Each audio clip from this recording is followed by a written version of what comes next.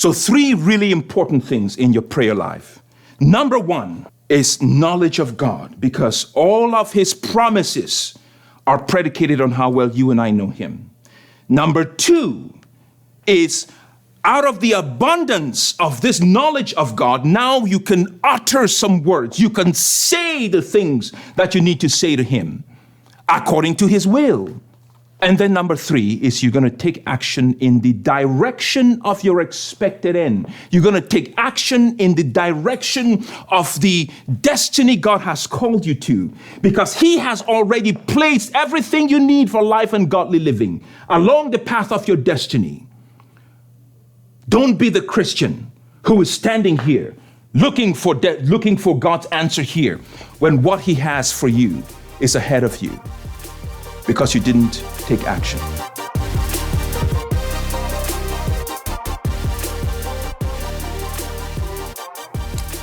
All right, so that was number 2. We're into number 3 now. Component part number 3 is action. Action is, it's really 2 sides. The second side of the coin of utterance, all right? When you speak, you have to take action. There are a lot of folks who think praying is, you say a lot of words, and then you just kind of wait on God to do the things that you think he will do. God will actually require that you do something, all right? As a matter of fact, when you take action after you pray, what you're really saying to God is, Lord, I believe you are doing what you have promised to do in prayer.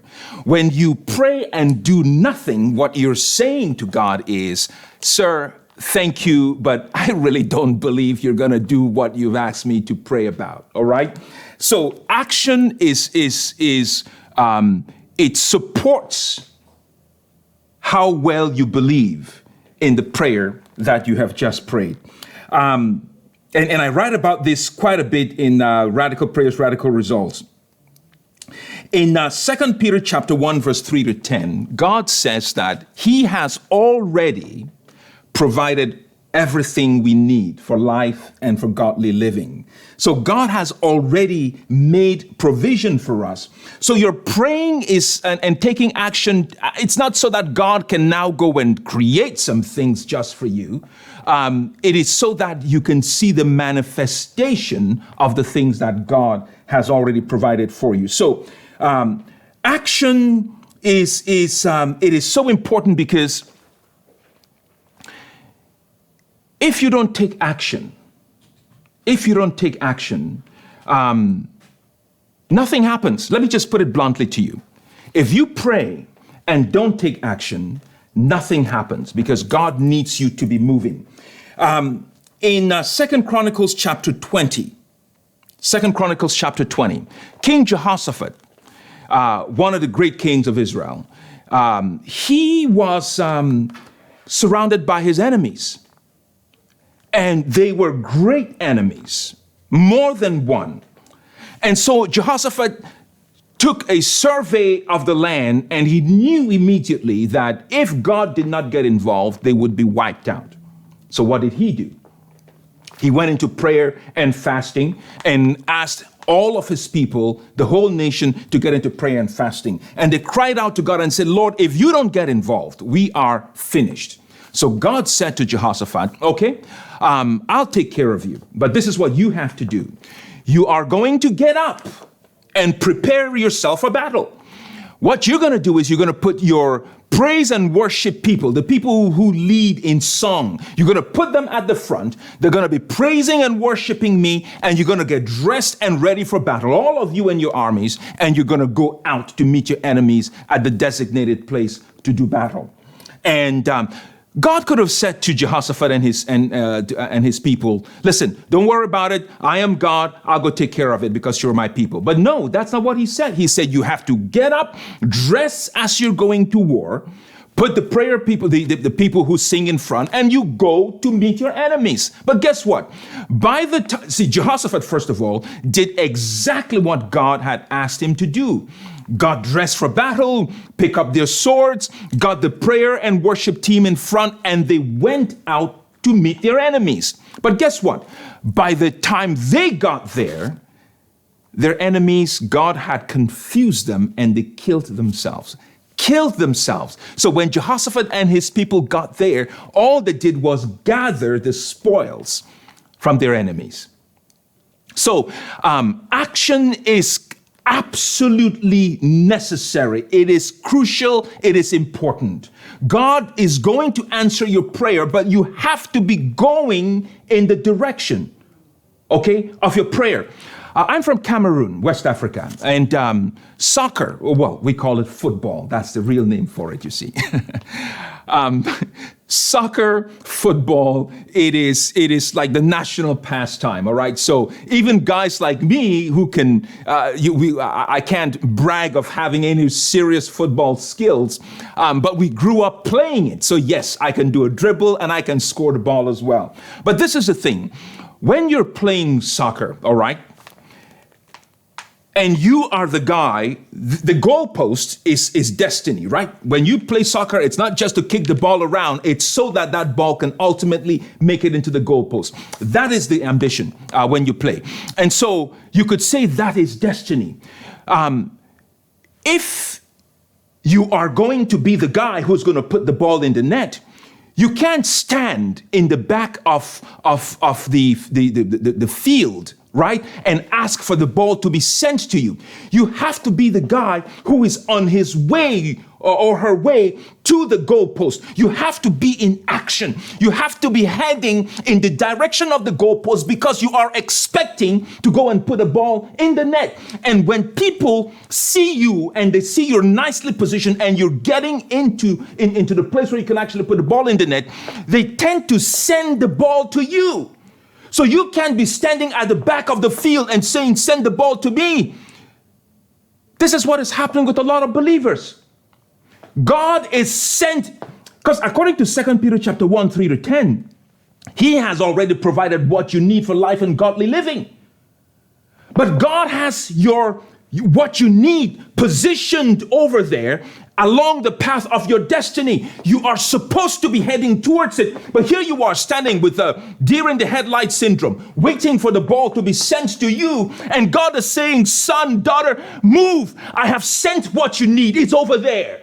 It's over there. Head towards it. That's where your destiny is. But here you are standing. This is what a lot of believers do. They think that because they have uttered some words, they can just sit around and wait for God to do everything. No, sir. No, my sister. You got to be heading in the direction of destiny. You have to be heading in the path that God has called you to. So when you are not heading in that direction, it explains why a lot of people are not seeing the responses, the things, the manifestation of the things that they're praying for. Remember, utterance has to be within the will of God.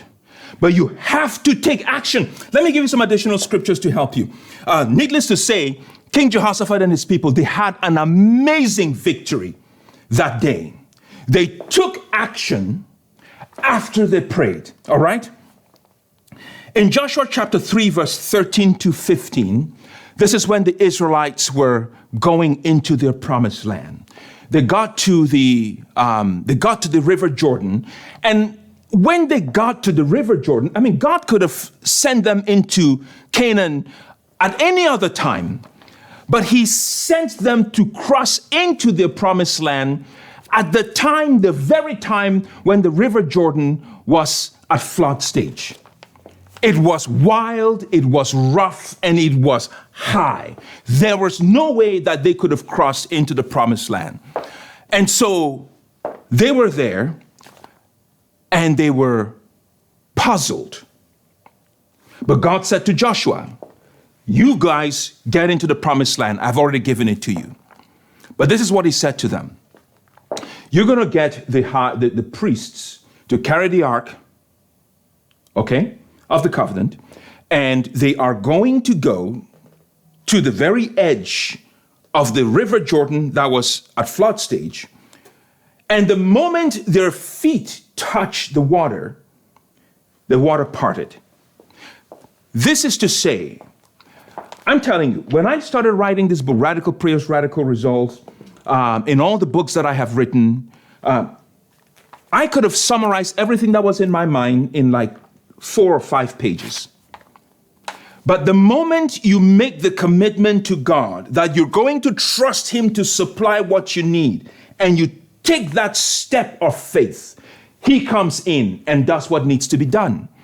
Those priests, they could have stayed on the bank of the Jordan and sacrificed 10,000 cows and 100,000 lambs. They could have prayed in tongues and fasted and done all kinds of things for 7, 12, 13, 15 years.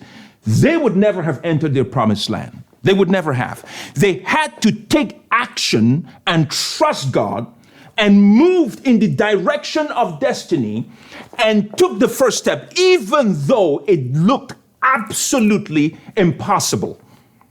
Because the river Jordan was at flood stage, you jumped in there and it would have swept you to your death. But God said, in spite of what you see, get to the Jordan and put your foot in the water. And as soon as they did, the Jordan parted. The ground was not even moist. It was dusty. That's how God does His work. So that you don't wonder or find some other answer for what you've experienced. It went from being at flood stage to waters parting, and the ground itself was dusty. That's how God does it. But those Israelites had to take action in order to get into their destiny. In Joshua chapter 7, verse 10 to 13, now they had already gotten to the promised land. And just like God does His things, remember when they got there, He had given them supernatural provision. He had given them the power to rule over all of their enemies. And they went into a land that was already built up. Farms they didn't have to plant, houses they didn't have to build. Again, I've taught on this before. They got in there and they were doing really well. All of their enemies were afraid of them. And then one day, they had to fight one of their smallest enemies, a people called Ai. They didn't even mobilize the entire Israelite army. They selected a few thousand people and sent them off to go and wipe out those guys. But guess what? To their utter shock, they got beaten. They got beaten so badly.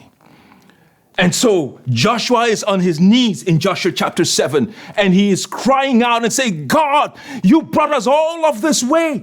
This little enemy we had, they have crushed us. Now, all of our bigger enemies, they're going to say, oh my goodness, yes, the Israelites are weak now. They are going to overwhelm us. And he was crying, he was on his knees. And the angel of the Lord came to him and he said, get off your knees. What are you doing down there? Get off your knees. There are some things that you need to take care of. There are some things that you need to do so that you guys can be victorious again. What I'm saying to you, my brother and my sister, there is a time when you need to stop praying. There is a time when you need to stop praying, and what you need to do is take action. Well, guess what? Joshua got off his knees, dried his eyes, and followed the instructions that God had given him, went and took care of what needed to be taken care of. In this case, there was sin among the Israelites. There were some things that they needed to stop doing.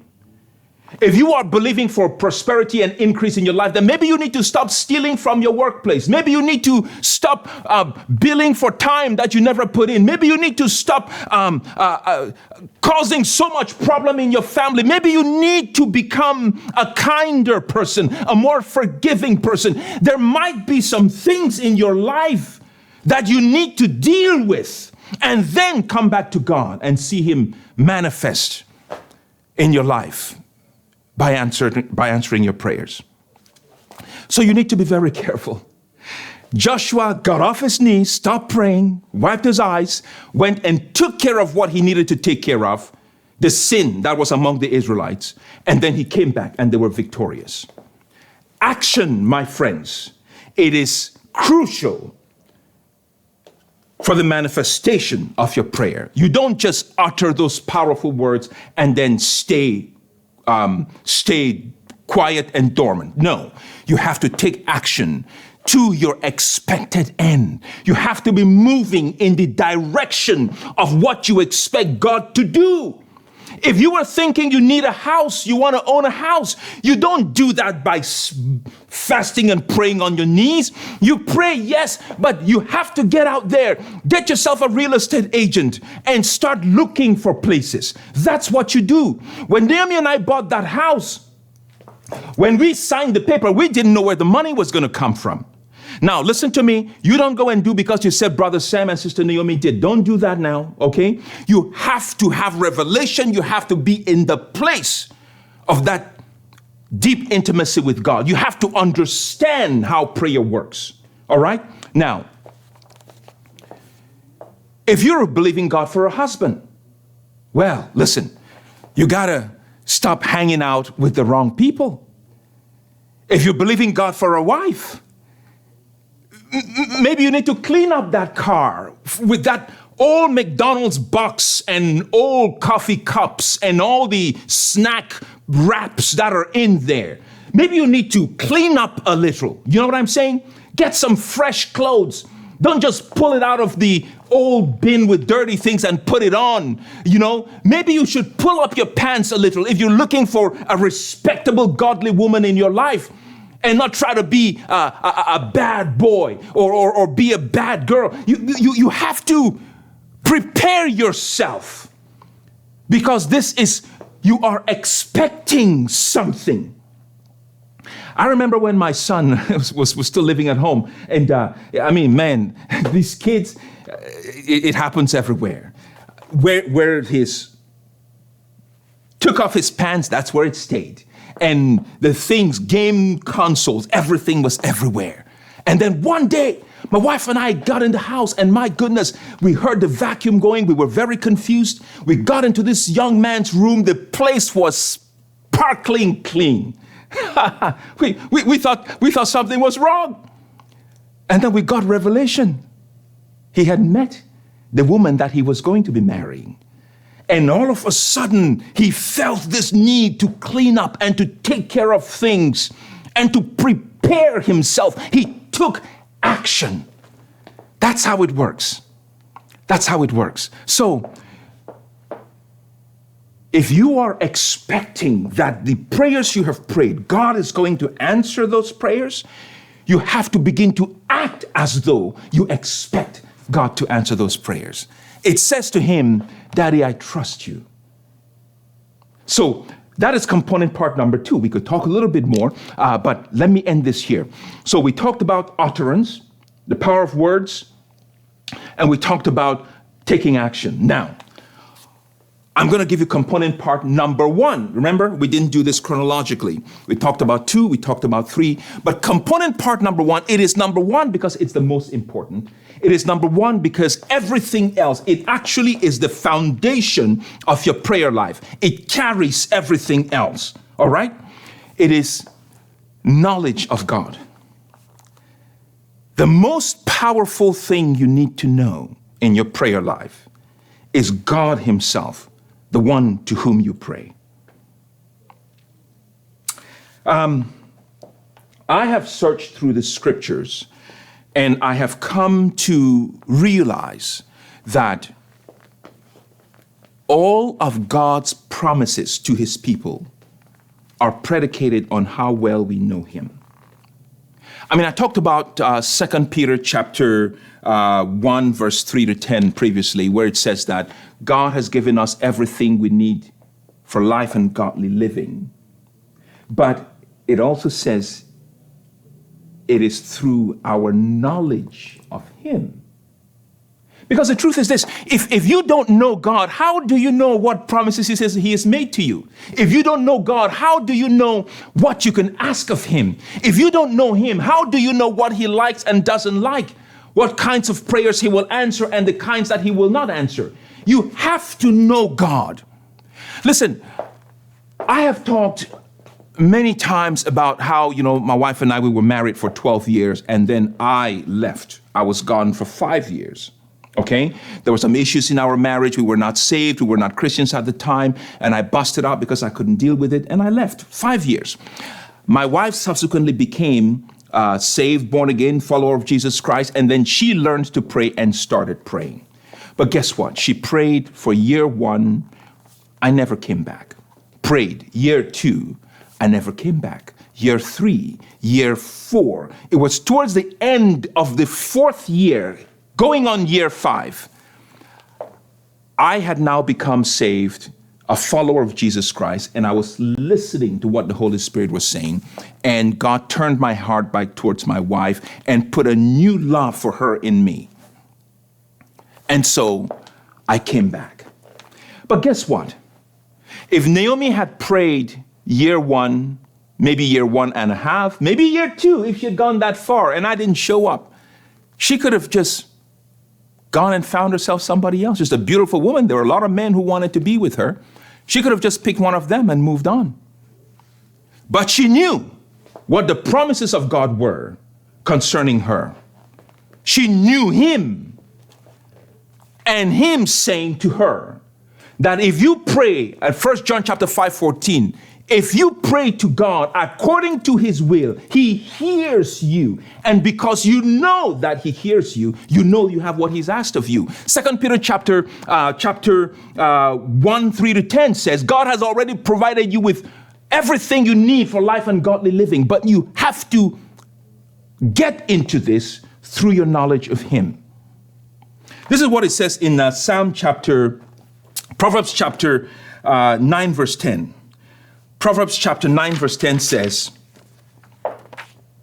the fear of the Lord is the beginning of wisdom, and knowledge, again here, knowledge of the Holy One is understanding. So your PhDs, your 50 years in ministry, your ability to pray and write and serve God and all that stuff mean absolutely nothing if you don't have real knowledge of who he is. The fear of the Lord is the beginning of wisdom, and knowledge of the Holy One is understanding. That was Proverbs 9:10. And Psalm chapter 9 verse 10 says, those who know your name trust in you, for you, Lord, have never forsaken those who seek you. All right? Those who know the name of God. And to know the name of God is not just to know the name of God. God has several names. He is Jehovah Rapha, the God who heals. That is a name of God. If you don't know him as a healer, then you don't get healing. If you are in need of provision, you pray to Jehovah Jireh, the God who provides. If you need provision, you don't pray to some other aspect of the person of God. So when the Bible says that those who know your name trust you, it's not just you know him as God. You have to know him in all of the facets, the multiple facets of who he is. There are some people who know me as Pastor Sam. There are others who know me as the CEO of the Enrich group of companies. My children know me as their daddy. So there are different facets to who I am, but they are all a part of me. When my children need me to be a father, they don't call the CEO of the Enrich group of companies. They don't even call Pastor Sam. When you need counseling in your marriage, you don't call Sam the CEO of Enrich Network. You call Sam the pastor, or Brother Sam, whatever you want to call me. That's the Sam you tap into. It's the same with God. Those who know your name, they trust you because why? You have never forsaken those who seek you. Again, it comes down to knowledge. How well do you know this God that you're praying to?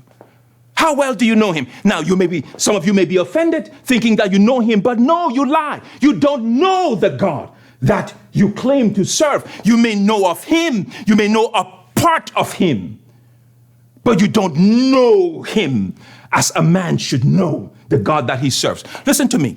Many people, you may have seen my wife Naomi in a magazine. You may have seen her on a television program. You may say to me, oh, Brother Sam, man, you have a beautiful wife. I know your wife.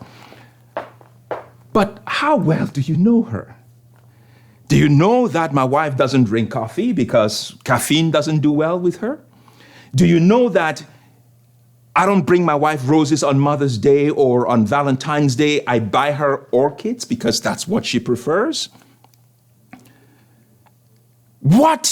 How well do you know this God that you serve? Because if someone were to call me now and say to me, hey, Brother Sam, I saw your wife downtown Toronto smoking a cigarette, I will just laugh and say, you need glasses because you didn't see correctly. Because I know my wife. Do you know why? Because I know that, first of all, she will not smoke. But the other thing is she is terribly allergic to cigarette smoke. You understand what I'm saying? So how well do you know this God that you serve? Do you know that he has promised that he will never leave you or forsake you? Do you know that everything you need for life and godly living, he has already done for you? Do you know that if you pray according to his will for your life, he has bound himself to answer your prayers? Do you know that?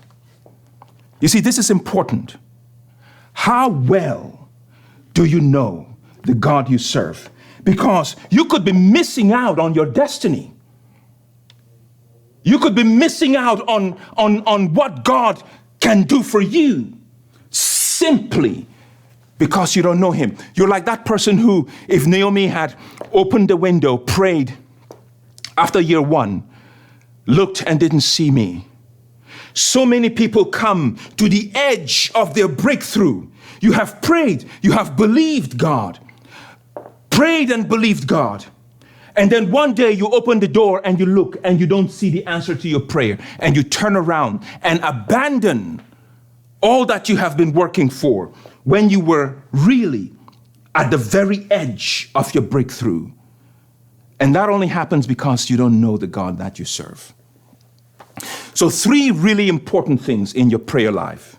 Number 1, let me go chronologically now. Number 1 is knowledge of God, because all of his promises are predicated on how well you and I know him. Number 2 is out of the abundance of this knowledge of God, now you can utter some words. You can say the things that you need to say to him according to his will.